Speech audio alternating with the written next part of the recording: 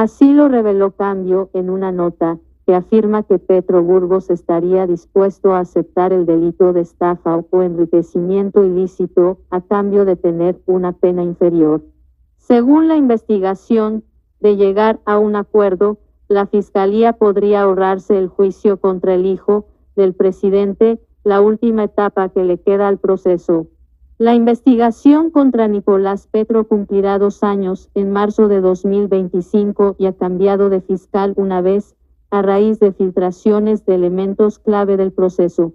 Para tener fresco el proceso, le recomendamos esta nota que lo cuenta de pe a pa. Así llegó Nicolás Petro a enfrentar un juicio por lavado de activos.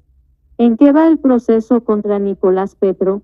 Permanece en la etapa de audiencias preparatorias antes de iniciar formalmente un juicio. En estas audiencias, la nueva fiscal del caso, Luqui Marcela Laborde, ha revelado al juez las pruebas que pretende utilizar contra Petro Burgos para que sea condenado por enriquecimiento ilícito y lavado de activos. El hijo del asesino guerrillero Gustavo Petro, Nicolás Petro, está pensando, está negociando con la fiscalía para que ésta sea a rebajarle los delitos de enriquecimiento ilícito por recibirle plata a narcotraficantes, a estafador. O sea, él mismo dice de que él es un estafador. Estas ratas siempre son así: ladrones, criminales, asesinos, estafadores, y recibieron plata del narcotráfico. Gente, acá no procede el delito de estafa. No hay una denuncia que alguien haya denunciado que haya sido estafado.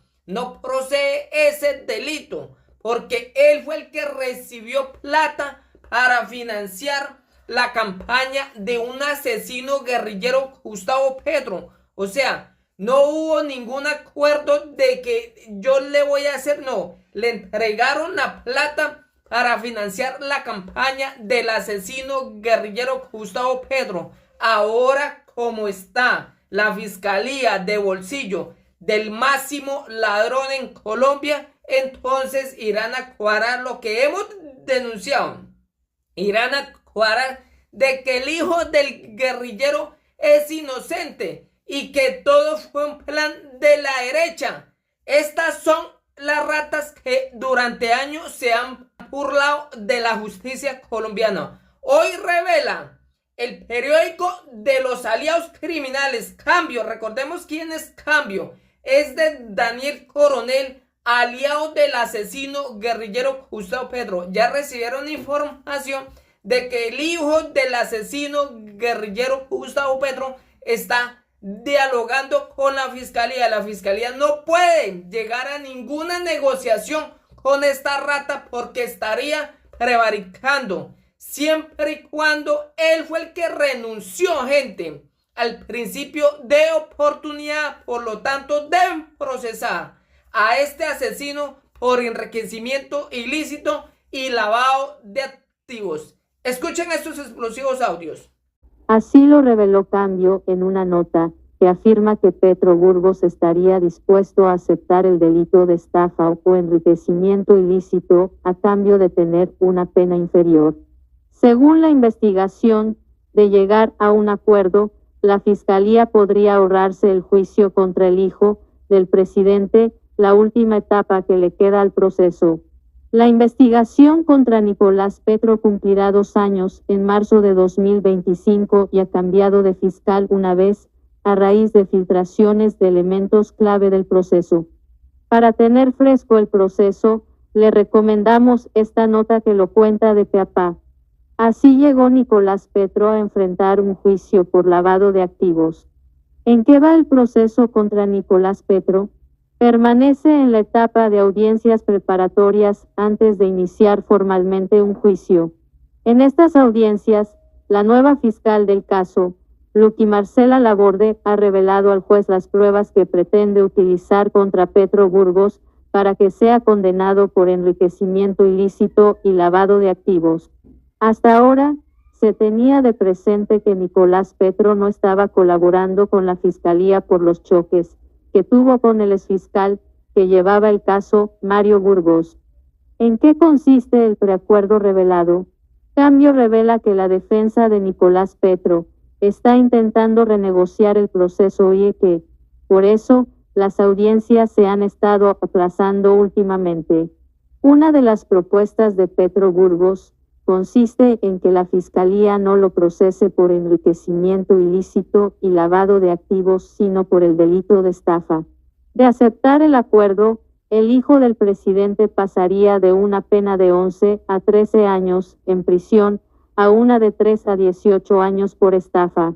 Según Cambio, la última palabra sobre aceptar esa propuesta la tiene la fiscal general, Luz Adriana Camargo. Claro, eso fue entre junio y agosto. ¿Su padre tenía conocimiento de los aportes económicos y la financiación de Euclides Torres a su campaña? Sí, sabía perfectamente que Euclides era quien financiaba la campaña. Eso fue después de la segunda vuelta. Cuando él ya era presidente electo. Claro, eso fue entre junio y agosto. ¿Su padre tenía conocimiento de los aportes económicos y la financiación de Euclides Torres a su campaña? Sí, sabía perfectamente que Euclides era quien financiaba la campaña. ¿Cómo podemos asegurar esa situación? Porque yo se lo mencioné varias veces, él lo sabía, en los carros cuando nos transportábamos para los eventos siempre iban Pedro Flores, él y yo, y hablábamos de la financiación de Euclides, era el que financiaba. Benedetti siempre se lo recalcaba en presencia mía, que era Euclides el que estaba financiando los eventos y la campaña. ¿Nunca su padre se interesó en conocer si esos dineros estaban siendo reportados a los organismos de control de...? En presencia mía, no. ¿Nunca se interesó por ese tema? No, en presencia mía nunca. ¿Nunca hizo un balance de cuánto hemos gastado en el Atlántico, cuánto se ha invertido, en qué se ha gastado, de dónde ha salido el dinero? Nunca. ¿Alguien le llevaba las cuentas a la campaña en Barranquilla, en el Atlántico? Benedetti siempre sacaba pecho y siempre hacía comentarios delante de él que esto costó tanto, pero él realmente nunca se interesaba. ¿Delante de su padre? Sí. Siempre se quedaba callado. O sea, ni aprobaba ni desaprobaba. Afírmenos entonces si su padre tenía total conocimiento. Sí, tenía plenamente conocimiento, no solo del Atlántico, sino en gran parte de la región Caribe. ¿Usted recuerda en cuántos eventos de los que se financiaron por parte de Euclides Torres estuvo presente su padre en la región Caribe? ¿O en otras ciudades? ¿Si fue que financió? No te entiendo la pregunta. ¿Cuántos eventos? De los que financió Euclides Torres, su padre estuvo presente. No en todos los que organizamos, bueno, en la gran mayoría que se organizó en la región Caribe, tuvo financiación ya sea del 100% o una parte del señor Euclides Torres, y en todas esas manifestaciones obviamente acepté el candidato en ese entonces, Gustavo Petro. Exempleada doméstica de Nicolás Petro aseguró que el hijo del presidente le robó parte del salario, ni prestaciones ni nada. La exempleada doméstica relató detalles que podrían implicar delitos financieros, como la falta de un contrato formal y pagos en efectivo en una investigación sobre enriquecimiento ilícito. De acuerdo con la empleada, solo tenía un salario de 900,000 pesos al mes menos. Nicolás Petro, hijo del presidente de Colombia, Gustavo Petro, enfrenta serias acusaciones de lavado de activos y enriquecimiento ilícito. En medio de las investigaciones por esos delitos, salió a la luz la declaración de una exempleada doméstica de Petro Burgos, la cual asegura haber visto fajos de billetes y cajas fuertes en las propiedades de Nicolás Petro y su entonces esposa Day Vázquez, según informó Semana. La exempleada reveló detalles inquietantes sobre su tiempo trabajando en el apartamento del hijo del presidente. Uno de los puntos más controvertidos es la falta de un contrato formal de trabajo. Me pagaban $900,000 sin ningún beneficio, ni prestaciones, ni nada, declaró, agregando que esta cifra incluía $100,000 de transporte. Según la declaración obtenida por el medio mencionado, sus pagos siempre fueron en efectivo y en su tiempo de empleo solo recibió una prima de pago. Cuando yo inicié con ellos me pagaban $900,000, incluyendo $100,000 de transporte, sin ningún beneficio más sobre prestaciones ni nada, solo me pagaron una sola prima. Mi sueldo me lo cancelaba de Daisuris. Siempre me pagaron con dinero en efectivo, aseguró la trabajadora doméstica. La empleada contó que Day Vázquez siempre estaba en la casa o iba a la peluquería. Estos pagos en efectivo son inquietantes, dado que reflejan una práctica posiblemente destinada a evitar registros bancarios, algo que sería más sencillo y transparente para ambas partes. La exempleada relató que era común observar en el apartamento billetes de denominaciones de $50,000 en adelante, lo que podría apuntar a un ambiente de manejo irregular de grandes sumas de dinero. Una sola vez recuerdo que en la habitación principal, donde dormían Daisuris y Nicolás, observé grandes fajos de billetes de $50,000 que estaban ubicados en la pared, frente a la cama, en la casa de balcones del parque. Eso fue como en diciembre de 2021, fueron las palabras de la mujer, cuando la fiscalía le consultó sobre situaciones particulares en la vivienda del hijo del presidente. La empleada de Nicolás Petro añadió que había 2 cajas fuertes. Desde que estaban en balcones del parque había 2 cajas fuertes, una mediana y una grande. Las 2 estaban en la habitación de ellos. Cuando se mudaron a la Herradura, las ubicaron en la habitación de la hermana de Daisuris, que es policía. Nunca supe qué guardaban ahí porque nunca las vi abiertas. Los únicos que tenían acceso a esas cajas fuertes eran Daisuris y el señor Nicolás. Según la empleada, en la casa de Petro Burgos había cajas fuertes que luego fueron movidas a la casa de la hermana de Vázquez, que es policía menos crédito por prensa.